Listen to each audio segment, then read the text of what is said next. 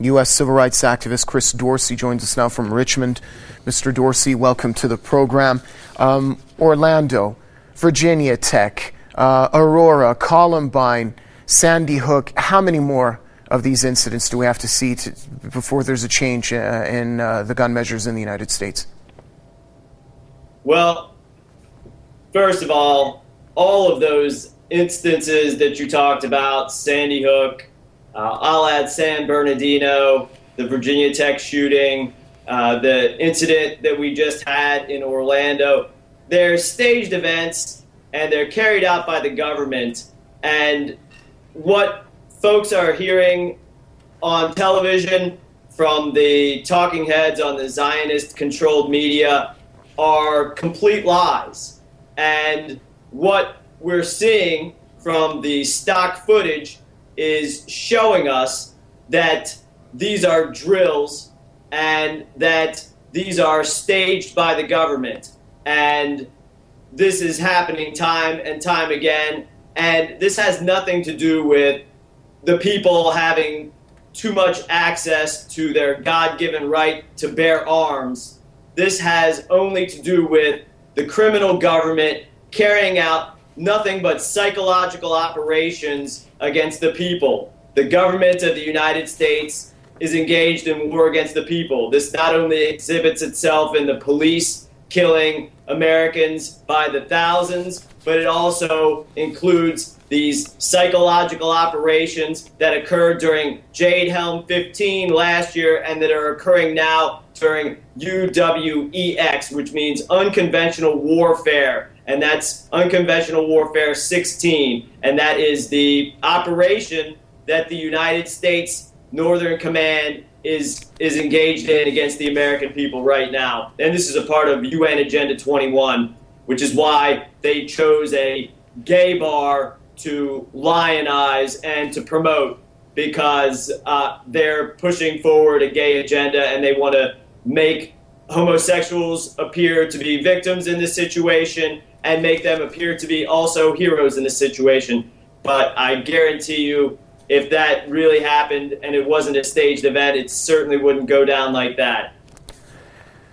Okay, Mr. Dorsey, let's focus on the issue of those gun deaths that are recorded on an average day-to-day basis. 87 gun deaths, 183 injuries are recorded in the U.S. every day.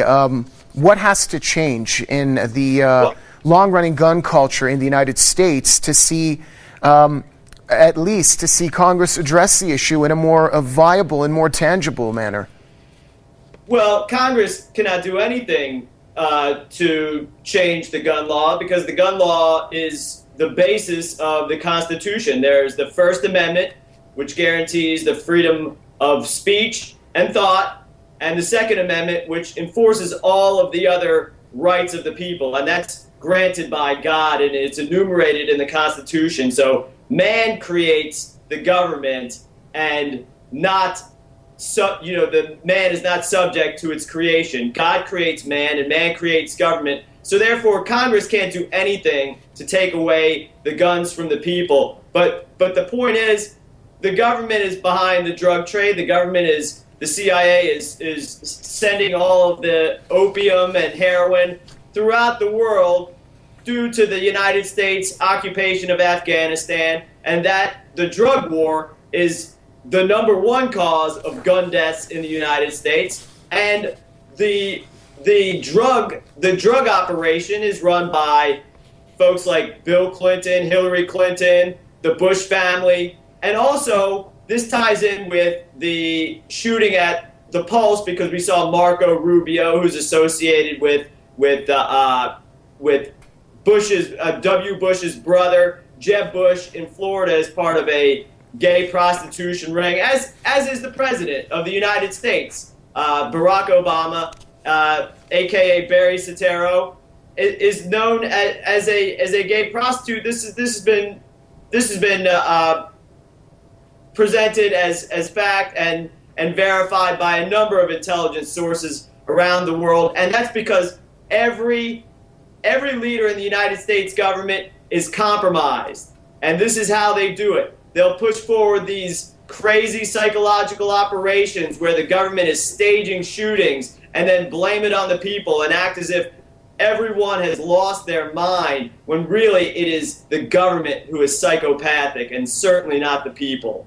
And the people, again, create the government. So the government can't tell the people anything, and that's what the problem is. The government is controlling by force, which is not the rule of law.